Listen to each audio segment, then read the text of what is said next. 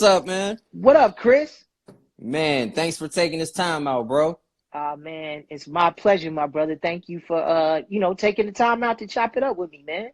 Yes, sir, man. It's crazy because like I went live on my story thinking you was gonna jump on there, but then I came on Oh, yours and seen you jumping on here. I'm like, hey, it's all good, man. As long as I get a chance to chop it up with him, that's all I care about. you know what, man? I apologize for that because with all this going live stuff, I'm just now getting into it. So Yeah. my live etiquette, I wholeheartedly apologize for that, man.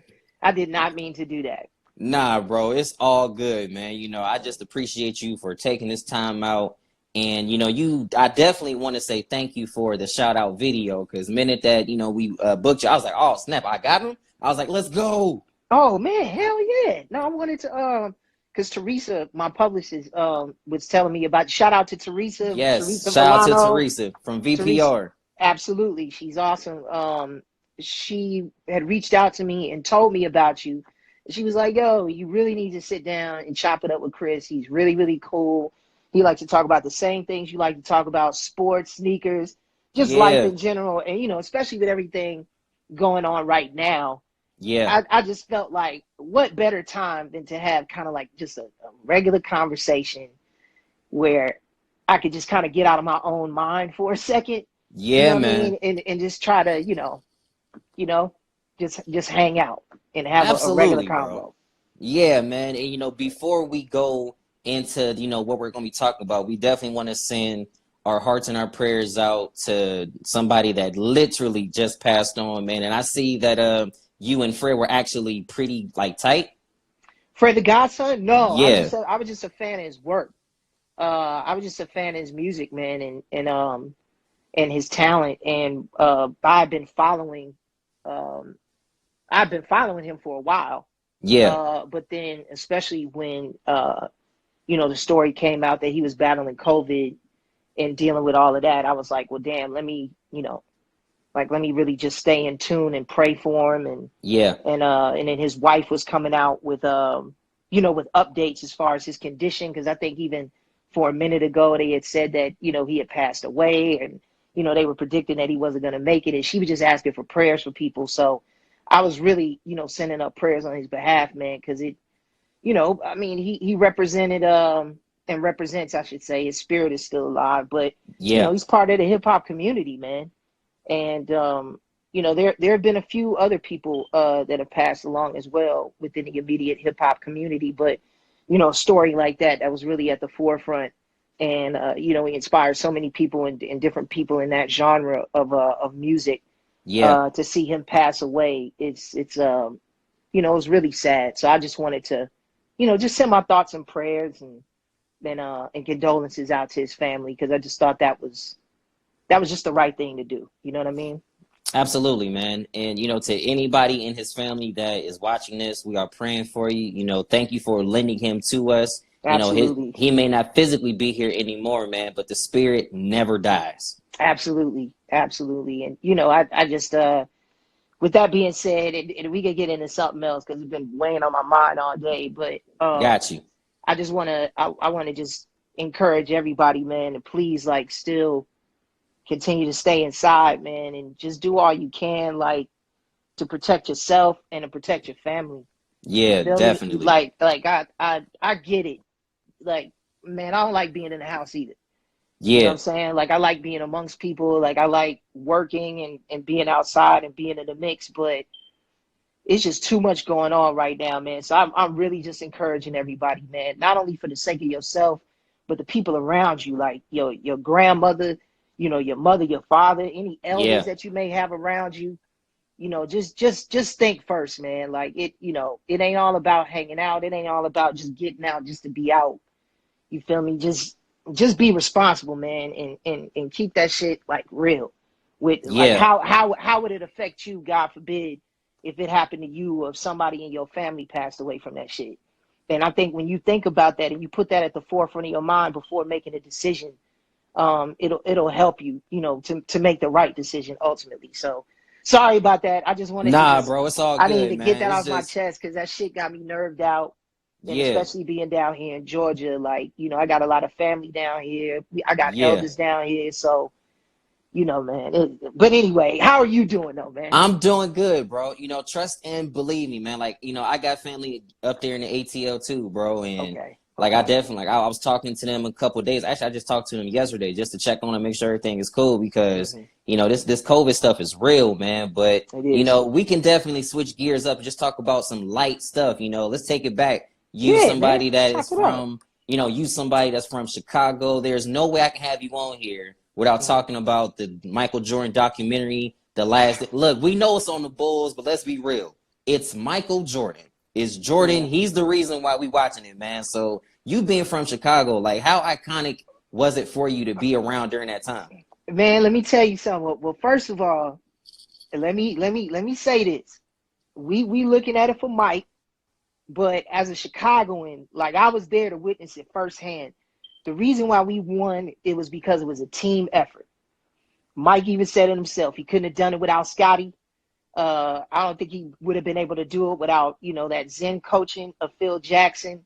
Yeah. We had Tex, like, we had a coaching staff that was crazy. We had players on the floor that were amazing. So for me, as someone that grew up in that era and that witnessed it like firsthand, it was just like reliving that moment all over again. Like Yeah. I found myself like, reconnecting with that same excitement that I had as a kid, watching these guys win and Yeah. dominate on the court.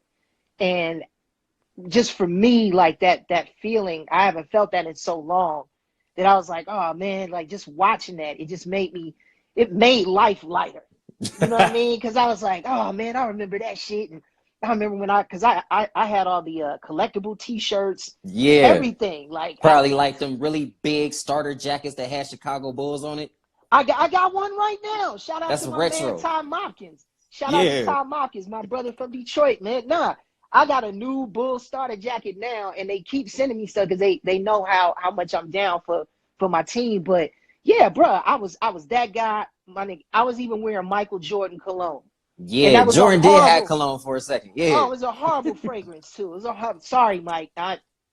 Mike, don't be mad at me if you happen to see this. But that cologne was horrible.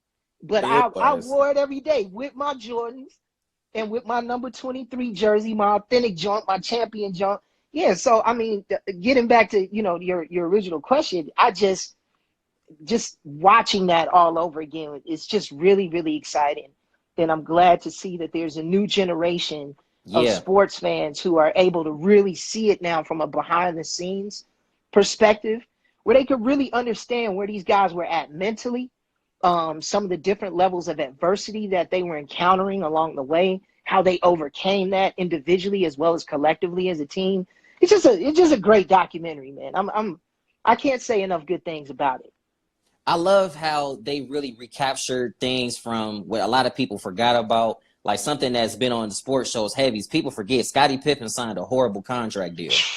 You know what I'm saying? Like he signed a horrible contract deal. Jordan, and people kind of really don't notice, but Michael Jordan was underpaid for the majority of his career. Hell yeah. You know what I'm saying? Which sounds weird, but Jordan was only making $33 million that year. Scottie Pippen was making $2 million. You had cats like Horace Grant, who is not a Hall of Famer. Horace Grant was making more than Scottie Pippen, bro. Oof. And you know what? Look, and I said it. I've always known that. In Chicago, we always knew that. We always knew that, Jerry Krause, God rest his soul. I don't mean to speak bad on the dead. But, I'm going to keep it real. He was the main ingredient for the dismantling of the dynasty. And it was just because at the end of the day, he didn't have really any respect for those players. And, I'm not going to sit and insinuate that he was racist or anything like that. But, you gotta think to yourself, like, you got a championship team with Michael Jordan at the helm. Why are you treating these men like they're indentured servants? Like they should be getting paid. They should be getting paid well for what they're doing. Like I know for a fact when me and my family, my cousins or any of my friends, we go to United Center, I mean, we paying out the wazoo for the ticket. We paying for the hot dog, the nachos, the whole shit. Then I'm walking out with a T-shirt, the same T-shirt I already got at home But just Yeah. because I'm at the stadium, I'm It's buying like it you gotta again. buy. I gotta buy it. I gotta walk out of here with something. You know what I'm Yeah, saying? So man. when you factor all that in, you know how much money they were pulling in. You know, it just comes across really suspect, and at the end of the day, it's just very insulting. But here's what I will say about Scottie Pippen, and why I love him to death. Like, you know, Scottie put it all out on the line for Every the night. city every night for the team, no matter what. We never, now we're seeing the behind the scenes footage now. We never heard Scottie openly complain. At all. We never heard Scottie openly complain. That was something that was kept between him, Reinsdorf, Krause, Jordan, and the rest of the squad. But when it came down to, you know, coming together as a team, Yeah. bruh, like, so much respect to Scottie. And you know, whoever his agent was should never negotiate another deal again. Ever. And it's crazy how you mentioned the negotiations. You know, since we're here, I'm gonna go ahead and chop it up about it. Sure. So 1994, man, you know, you got a chance to be a part of, in my opinion, the greatest Disney movie of all time, The Thank you, Lion brother. King. Thank you, my And, brother. you know, like, this is just me. I know there was already a pre-existing contract. That's why you didn't get the actual role of Simba. But they should have just threw that mug out the window and let you on there. Well, thank you, man. I agree, but you know what? I wasn't the head of Disney at the Yeah, time. we know that, but they should have said, "The heck with him. Jason's fire is too hot right now." But the reason No, why I bring, but you see, like, the reason why I bring that up though is mm-hmm. because your mother negotiated you getting the royalties from Lion King. Yeah. What made her do that?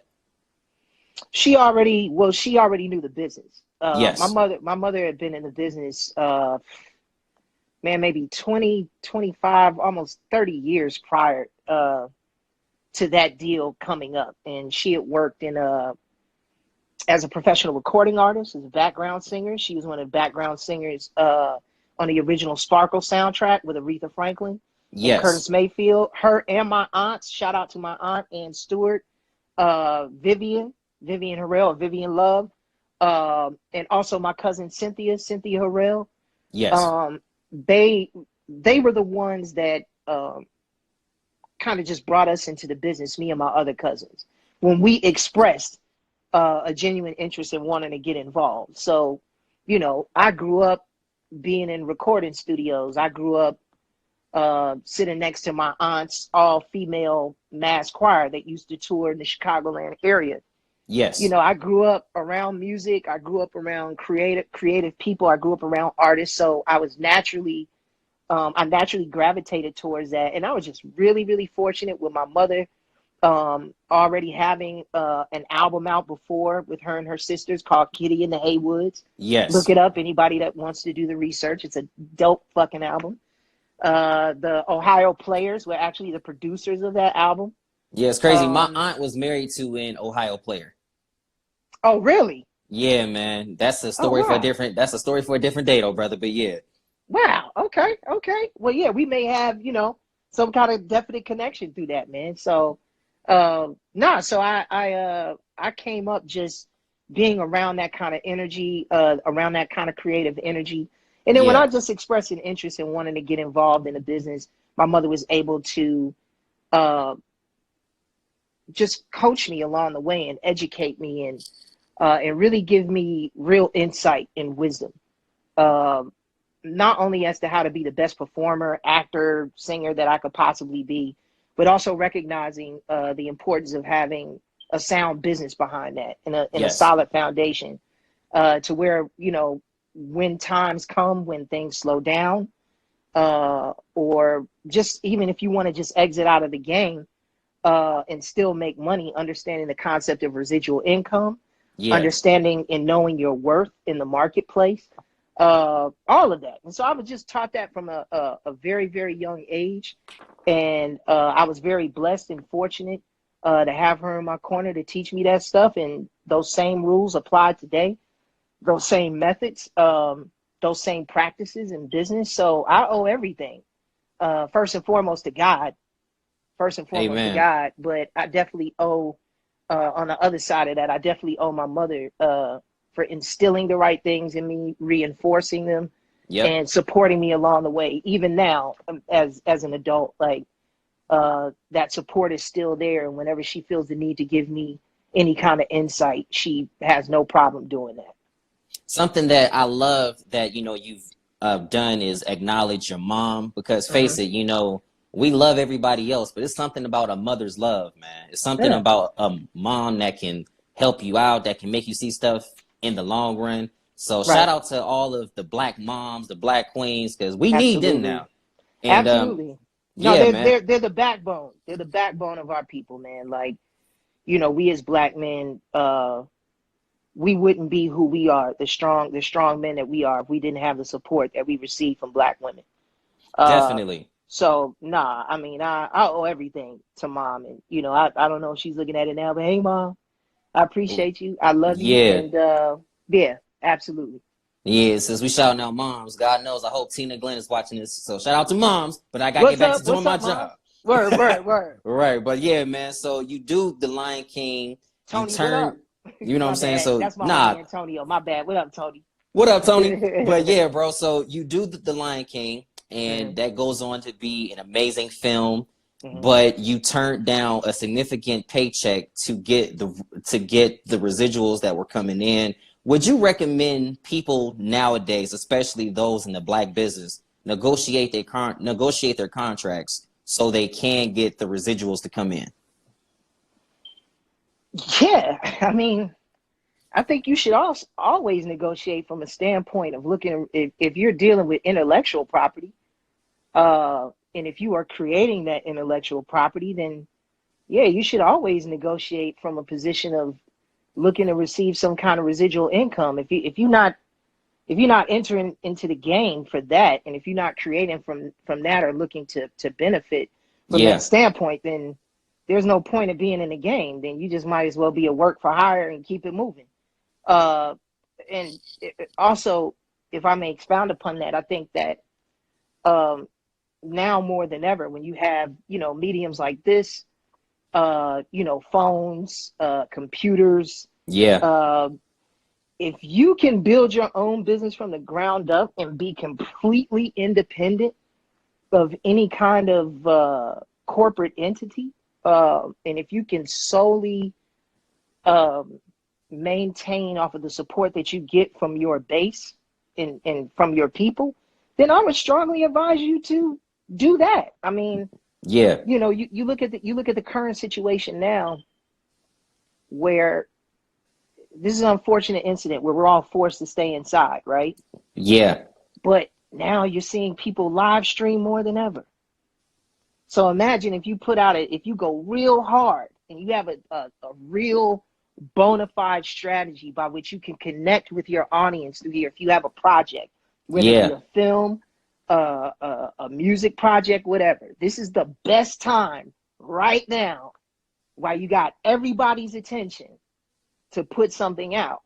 And if you can find a way by which to monetize that, where it could be financially beneficial to you in the process, by Yeah. using these mediums and not necessarily having to rely on a corporate entity in any kind of way.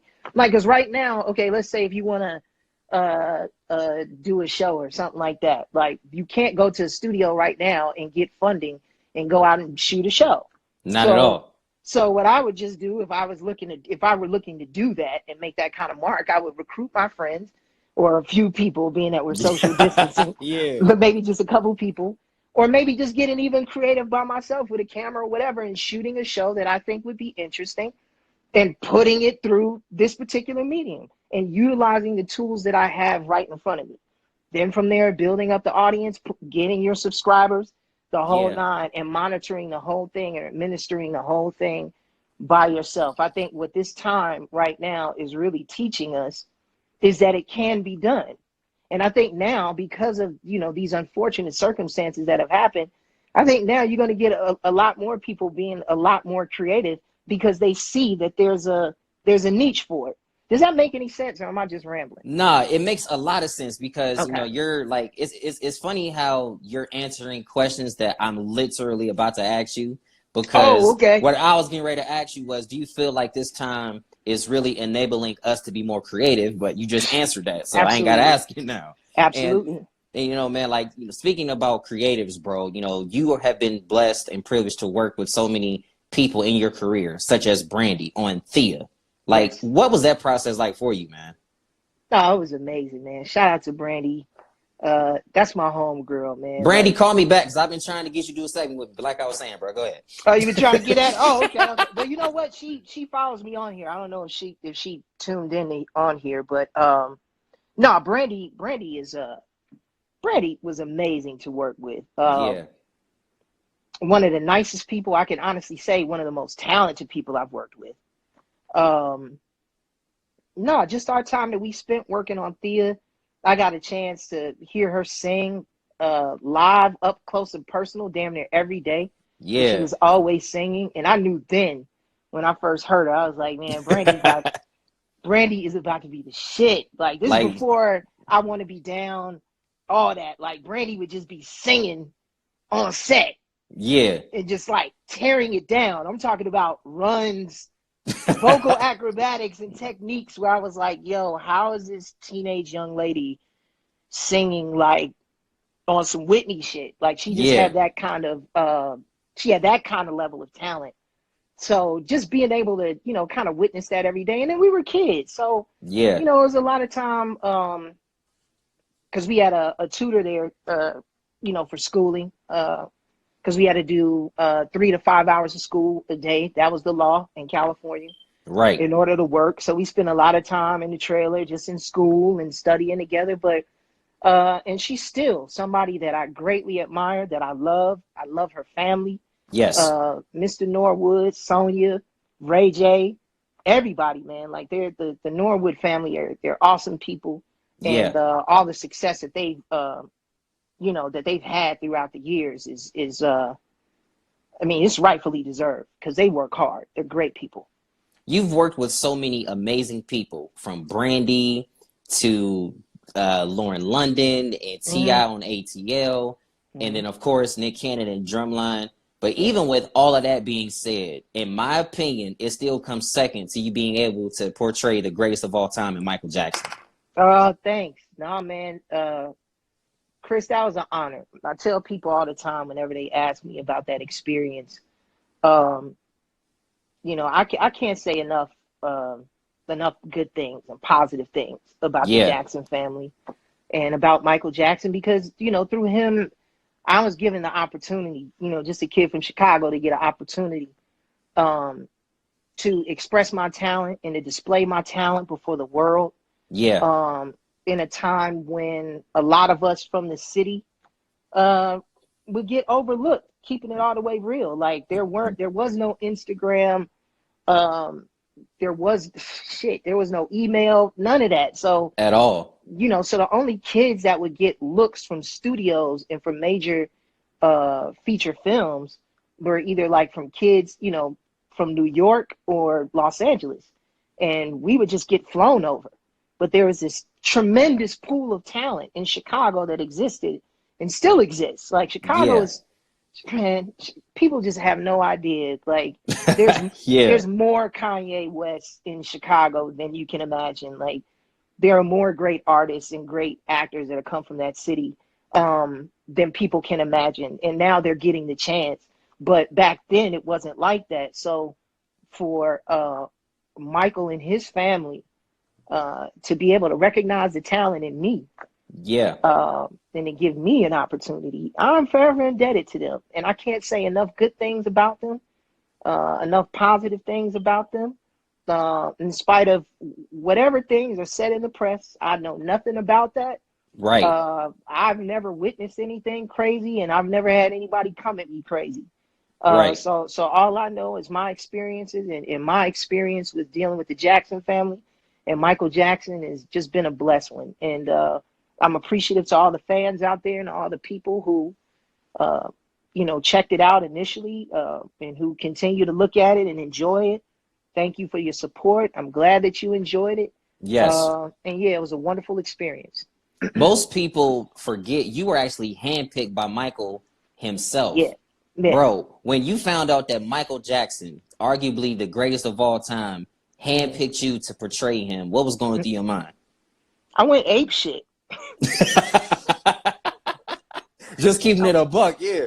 man, it's keeping it a buck. Like, I went ape shit. You got the GOAT, like, you got the GOAT telling you, like, yo, you nice. You And know what I'm like saying? you, That's yeah, like stepping on the court. That's like stepping on the court. You in high school, or you sophomore in high school. And everybody yeah. know you nice in high school, in the neighborhood. But you go to United Center one day and you get in a pickup game with MJ. Then MJ like, nah, that nigga nice. Like, you nice. That's how Yeah. that felt. You know what I'm saying? So no, I mean, and I'm truly humbled by it. Like, I don't brag about it or anything like that, because the opportunity in itself is so extraordinary that I know that it could only come from God. I Yeah. know that, it had really nothing to do with me, except the fact that preparedness met opportunity. But All the way. it was God that brought that opportunity into my life. So, with me knowing that, I try to keep it cool, but I recognize just how extraordinary the experience was, man, and getting that tap on the shoulder. It was just confirmation for me, where I think it provided a level of confidence that I needed to gain Yeah. as a young man. Um, and it helped me along the way in this business, and it still does, because even when there are times where I may doubt myself, and mind you, every artist goes through this, every creative person goes through this, where you have these periods where Mm-hmm. you may begin to doubt yourself. um, God will quietly remind me by going, but nigga, Michael Jackson, Yeah. And you play Michael Jackson. You're not whack. We're just yeah, having like you portrayed the GOAT. you're right. We're just having a moment right now. Relax, kid. Relax. You play Mike. No, Yeah. so it's cool in that sense, man. But I don't let it go to my head. Yeah. But I'm very thankful that I was given, blessed with such an extraordinary opportunity. I Absolutely.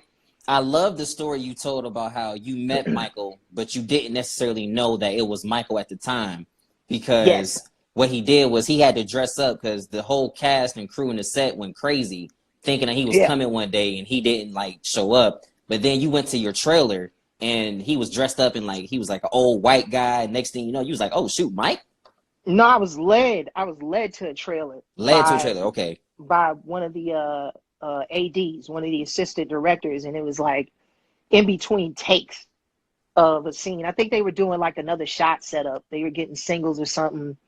So that takes a while, for cameras to reset up. So it's maybe like a 20 to 30-minute window Yeah. where people like go on a break. So, I mean, that's essentially what happened. An AD tapped me on the shoulder and was like, hey, come here. Somebody wants to meet you real quick. Shout out to that AD. Yeah, shout out to that AD Shout out to that AD for for it. doing their job so well. But no, they led me to this trailer, and I opened the door, and there was seemingly at the time what seemed like to be like an older gentleman um, seated in his chair, and I looked, and then when he began to talk, and then when I looked at his eyes specifically, I was like, oh, oh, oh, oh. And we just had a brief conversation. It was very brief. It was just Yeah. simply providing confirmation, like, man, I think you're doing a great job. Keep up the good work. And it was just that. And it was short and sweet, but one of those moments that, I'll carry with me for the rest of my life. And Yeah. thankful to God, that I just had those kind of opportunities, man. I mean, man, I'm a kid from Dalton, Yeah. South Holland, Illinois. You know what I'm saying? Like, if anybody's familiar with that area back home, like, there aren't a lot of us, you know what I'm saying, that come from there and have those kind of experiences where we could work with that caliber of artists and that caliber of people Yeah. in entertainment. So that was dope. It seemed like it was, man. From there, we've already hit on you doing The Lion King, but then for us, like that came along in the 90s a little later. You went on to do Smart Guy, which I think was one of the greatest shows on Disney. Y'all should not have got canceled. They should have brought y'all back on. I don't Thanks. care what the report said. They should have kept y'all on there for crying out loud. Thank Like, you, bro, man. like, you know what I'm saying, man? Like, what was it like working with Taj and Essence and Omar? Man, I love those guys. I love those guys. They were all a pleasure to work with. John Marshall Jones, Shout out to JJ, Yes, sir. Essence, Taj, Omar. Man, man, great people, man. Like I've been really, really fortunate to work with some amazing people, and they definitely fit in that group. Yeah, I learned a lot from them, each one of them, even if they don't know it. From Taj especially, I've always been a professional. I've always conducted myself as a professional, yeah, and conducted myself very well as a professional. yeah. Because man, But you had Beyonce as a teenager on your set, and you ain't try to get at her. That's how I know nah, you were nah, nah, definitely a professional. nah, there's none of that going on. Because that's just my policy. I don't believe in making, especially women, just making them feel uncomfortable like that. It's already a nerve-wracking setting. That's the last thing that you need. But Yeah, anyway, one of the things that Taj did without him knowing was that I just respected his level of professionalism that he would come onto the stage with every day, every single day. Like, shout out to Taj. Like, a lot of people don't get it. It's hard enough being the star of a show, period, yeah, because your schedule is very demanding, as far as being on set, being there on time. You're in the majority of the scenes, so you're the workhorse. You got the majority of the workload. Then he's a kid, so he's got to go to school in the middle of all of that. yeah. He's got to maintain a certain grade point average. Just to On even do top it. of that, right? Then after all of that, you got to go and promote the show. Yeah, You got to be the main one on the forefront. So like when we have the weekends off as your supporting cast, you nine times out of 10 got to get on a flight and go somewhere and do an interview, or go somewhere here and promote the show. And Taj was doing that every week, man. Like for a couple years on end. And dude, I got so much respect for him, man. So much respect for him. And during those times, that was something that really rubbed off on me, where I was like, man, I got to get more disciplined like Taj. Like, that yeah, kid is really, like, he was more disciplined than some of the adults. So that was yeah, impressive to me. Essence, I just respected and appreciated the fact that she's a real actress. She's a real thespian. You know what yes, I mean? She comes into work prepared every day. She's usually off book the second the table read is done. yeah, She's off book, and she just sharp. Omar, what I've always respected about him, even from back in the day when we were little kids, is his just comedic timing, man. Omar has this way of having his finger on the pulse of what he thinks is going to resonate within people, or what's yeah, going to get a reaction from people, a positive reaction.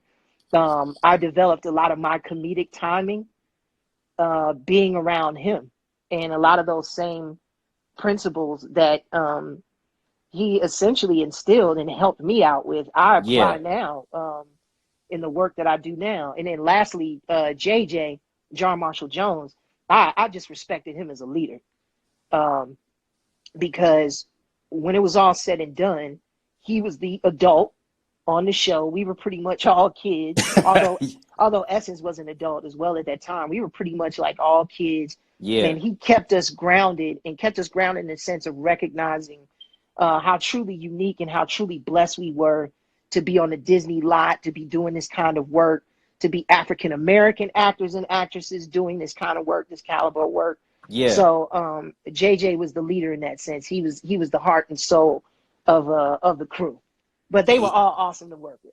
Yeah, man, and he definitely seemed like he was awesome to work with. That entire setup was amazing to watch. From there, you go on to do Drumline, The Lady Killers, and ATL, and then you're also doing music at that time too. In Yeah. my opinion, you sung the hook on one of the best songs of that time, "One Call Away" with Chingy.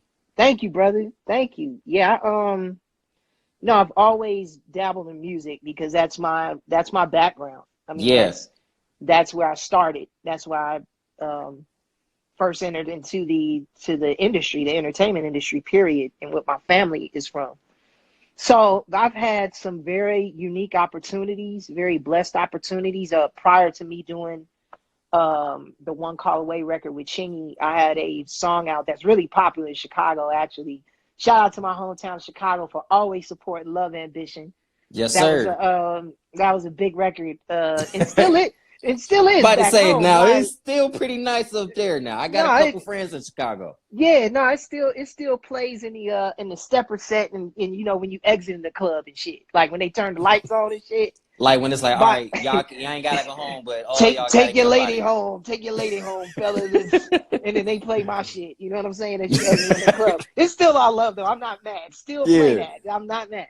But you know, prior to that, I had a brief stint with Motown Records, which was really really cool. And then I took a back seat to music for a second, and just concentrated on being an actor, because around that time is when I got Smart Guy, and I really wanted to put a lot of focus and energy Mm-hmm. into that. And then at the time, I really wasn't on the same page with the executives at the label, Yeah. because the label had transitioned from Gerald Busby, God rest his soul. He was the head of Motown, and then Andre Harrell came in. And although he did a good job, there were some things that we weren't kind of seeing eye to eye on creatively and Yes. direction wise. So I asked for a release. Mr. Clarence Avant was gracious enough to give me one, because at the time he was the chairman of Motown. Yeah. So the Black Godfather, shout out to Mr. Avant. Thank you so much, Mr. Avant, for freeing me up from that. Yeah. Mr. Avant graciously allowed me to, Keep it just moving. keep it moving. And so after that, I just took a back seat and focused on acting. And then this opportunity came up with One Call Away, through my guy, Poon Daddy. Poon Daddy. Yeah. Anybody from Atlanta that is familiar, like old Atlanta, that's familiar with the Chris Love 11 Poon Daddy show, that Lala was also the co-host on. Yeah. They were radio personalities. And when I would come down to Atlanta, I would, hang out with Chris and Poon, because they were really the only ones playing my records down here.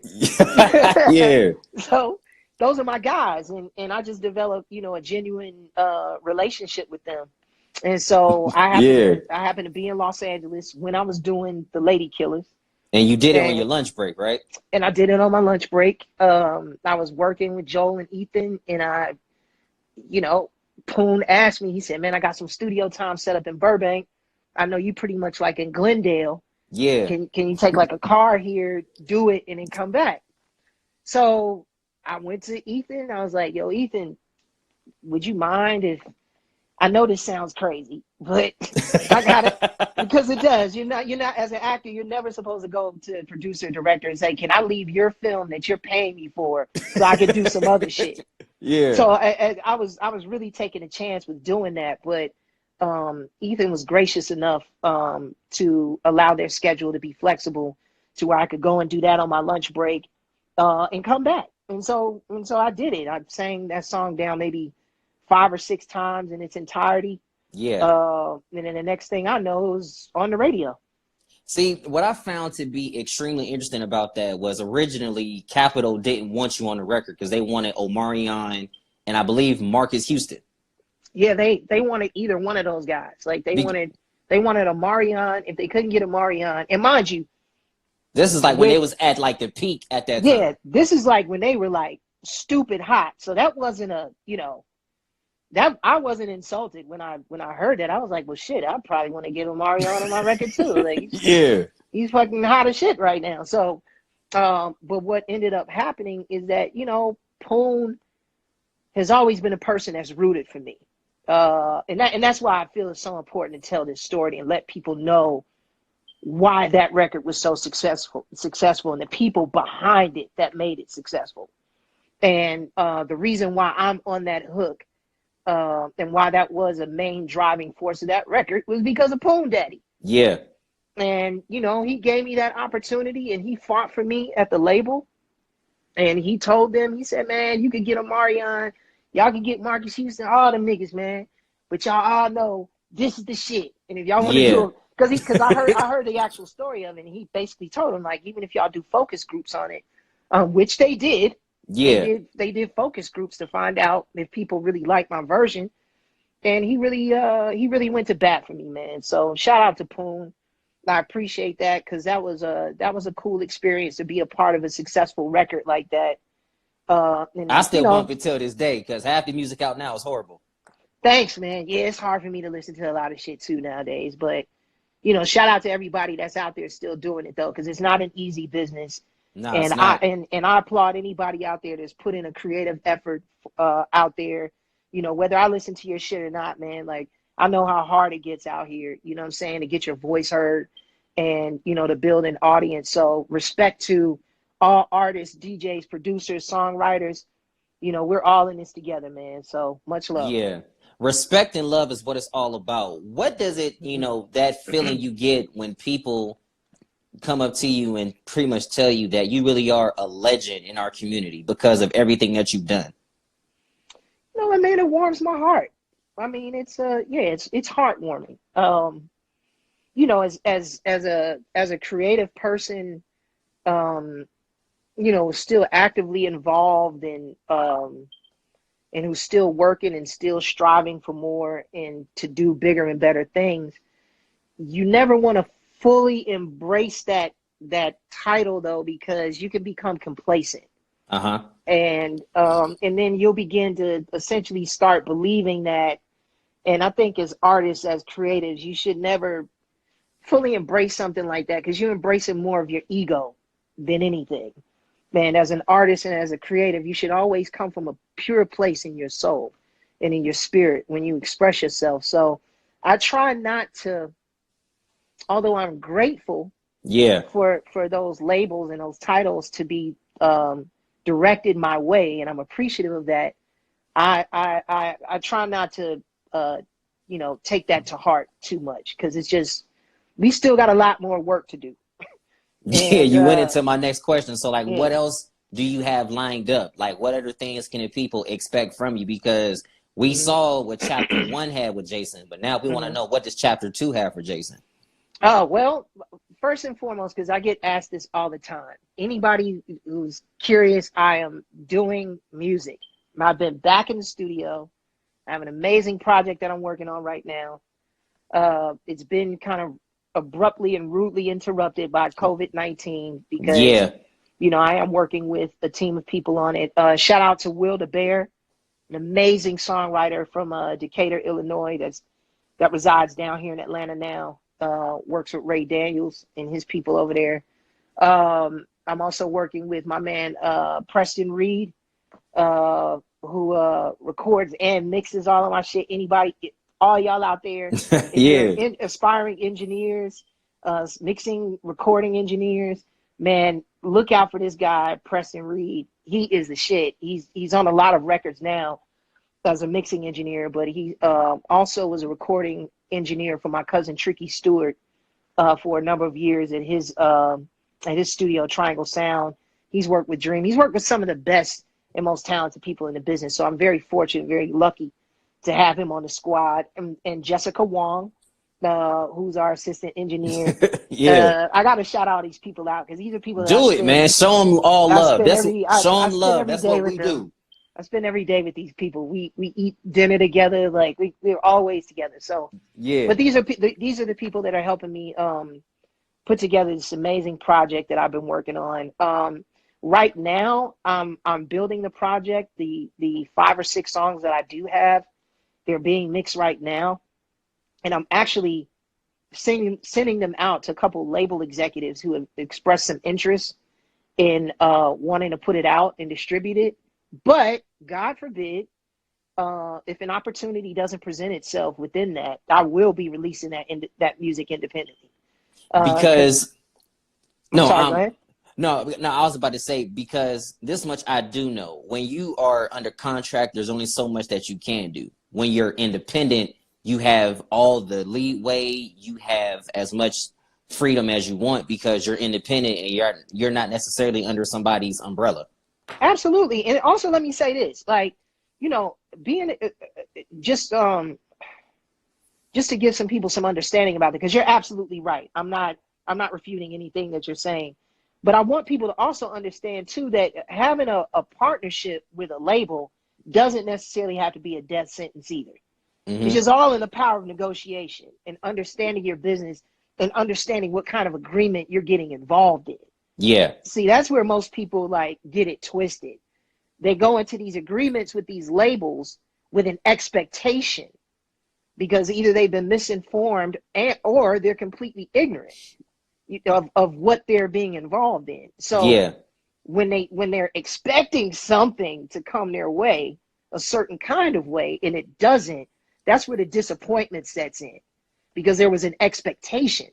But if you come into the business arrangement or relationship, Yeah. understanding what you're getting involved in, and then expecting, like knowing that, like you're straight. So I mean, so I'll put it to you this way: like if I'm able to do a deal that I feel is fair and that would allow me to express myself creatively with minimal interference, Yeah. cool. I don't mind doing that, and we could do that. We could do that for one album or two. Hey, it's business. You know what I'm saying? It's just, Yeah. going to a label is just like going to a bank. It's no different, except you in just a more tightly wound contract. Yeah. But other than that, it's the same thing. You're still borrowing money, whichever which way it goes. But needless to say, Yeah. either which way it goes, the music will be coming out, and I appreciate everybody for being so patient. But I had to find my voice again. I had to be inspired again. I did find my voice again. I am inspired again. I'm excited about making music again. So I'm in it to win it, and I'm doing it from my soul, from my heart. I'm not out here trying to move anybody, and Yeah. I'm not out here trying to like be in anybody's lane. I'm doing this for the people that fuck with me. You know what Yeah. I'm saying? And I want to ride with me, and I want to hear some dope music and see where I'm at now. Like that's what I'm doing it for. So that's where I'm at. Oh, and then past that, I'm doing some behind the scenes work as a producer and content developer. I'm currently working alongside with my good friend and business partner, Joshua Leonard from Leonard Studios. You guys can look him up. He has an amazing animated project called Team Supreme, based around kids with special needs and disabilities. And Yes. their special needs and disabilities are turned into superpowers. And they pretty much save the world and inspire the world and inspire kids who can identify with having special needs and disabilities, and also people that that may not know that much or can identify with special needs and disabilities. So this is a project that was created by Joshua, built up by Joshua. Our showrunner Giselle built up the story. Shout out to Giselle. She's our head writer and showrunner. Yes, sir. And shout out to Hillman grad Rishi Rajani and Lena Waite, who are serving as our producing partners on this particular project and helping us build it up and develop it and pitching it, rolling it out. So Yeah. they've been very, very helpful. I'm grateful to Lena and Rishi and the whole team at Hillman for doing everything that they're doing to help push us along. The second project that I'm developing is another animated project as well that I'm developing and co-producing with Antonio Reed Jr., Yes. Dantley Wyatt, aka Prowler Man, and Cage Parker. The name of this project is called The Secret Society. It is currently positioned at Comedy Central right now. It's currently in development there. We all need some kind of laughter in these times we living in this day and age, bro. Oh man, well I tell you, this show is funny because we play on conspiracy theories and conspiracy theorists, and we just go all in, man. It's really, really funny. Shout out to our producing partners, Mark and Judy Stewart, Geneva Wasserman, Tommy Blacha, who's our writer and showrunner up there. Yeah. Shout out to everybody at Comedy Central. Although it's been a long process. Yeah. We're very grateful to them for the time, that they put in, as well as lending their insight and their knowledge to make the best show that we can. Yeah. So I wish I could give you guys an exact date as to when it's coming out, but it Went to will my be next coming question. out. It will be coming out very soon. But people got to understand. I want people to factor this in. We are, or at the time that we did our deal with Comedy Central, we were first time producers. Yeah. First time producers in animation. It's not too many young people of color in animation. So, when given an opportunity like this, Yeah. that we've been blessed with, the network just wants to make sure that we're not only representing the intellectual property at its best, but we're also representing ourselves at our best. Yes. So that's why it's been kind of like a prolonged effort, but we're getting it done. We're very excited. And that's what it comes down to. And I know that, we're getting ready to get up out of here, but you've done so much you've done twice what you give. That was my attorney. I'm sorry, my phone paused. Go ahead. I'm Oh, sorry. so that's how I know I gotta hurry up and jump off of here. No, But the it's all last good. thing, man, but you know what I'm saying, bro, you've done so much for the culture. You've done so much in our community.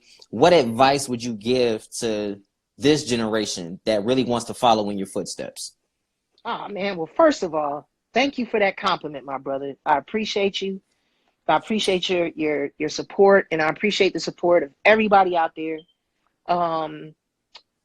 For those of you all who are genuinely interested in getting involved in this industry, the first thing that I would tell you is that this is a marathon and not a sprint. Yeah. And if you are getting involved in this simply just to get rich quick, or if your sole aim is just to be famous, then let me tell you something. You don't want to get involved with this thing. You got to be involved with this because you love it. Yeah. Because you're going to get told more. You're going to get told no more than you're told yes. I've seen it happen. Yeah, and you're going to deal with more days of adversity than glory days. That's just how it is. The growing pains of being a creative person and being in this business, they can be harsh. But outside of all that, if you are entering into this because you love it, then all I can really say is trust the journey, trust the path that God has you on, trust your heart, or trust your spirit, with what you're hearing inside to be told. Don't compromise your integrity. Like, there's no amount of money. Yeah. There's no amount of money that should make you compromise your integrity in any kind of way. If you don't feel good doing something, then you shouldn't fucking be doing it. Yeah. I don't care whether it's in front of the camera or behind the camera. If it feels good. Oh, sorry, my attorney keeps calling me. But anyway, It's all good, bro. if it doesn't feel good, don't do it. Yeah. The second or the third thing I would tell people is invest the time and the energy into your craft, and invest the time and the energy into understanding and knowing your business that you're entering in. Yeah. And the reason why I say that is because it could be fulfilling in the creative sense, and being able to get stuff off and share things with the world and have millions of people following you and adoring you. But it's a horrible feeling when, after feeling all that love, then you got to go to a bank account and you ain't got shit to show for it. Yeah. That's a major reality check right there. So, those are the two last things that I would say as it relates to the business that are important.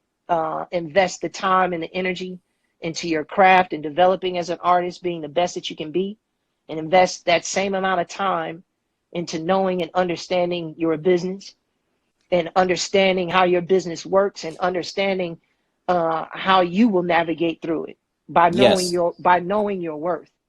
And then lastly, but the most important thing for anybody who does believe, Yeah.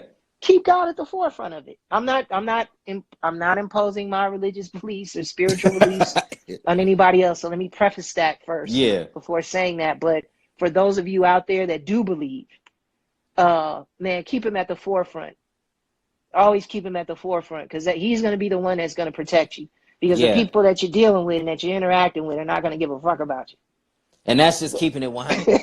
It's keeping it 100. And sorry for the over excessive use of profanity there. Sorry. Man, that's see, the reason why I do my shows, man, is because I love when my guests are raw and we're real. Like, I love getting a chance to chop, you know what I'm saying, to sit down and chop it up with those that have come before me. You know what I'm saying? Like, bro, you know what I'm saying? You're a legend. You didn't have to take this time out and give a freelance black journalist from the south side of Youngstown, Ohio, interview, but I'm glad that you did. No, but that's why I had to do it.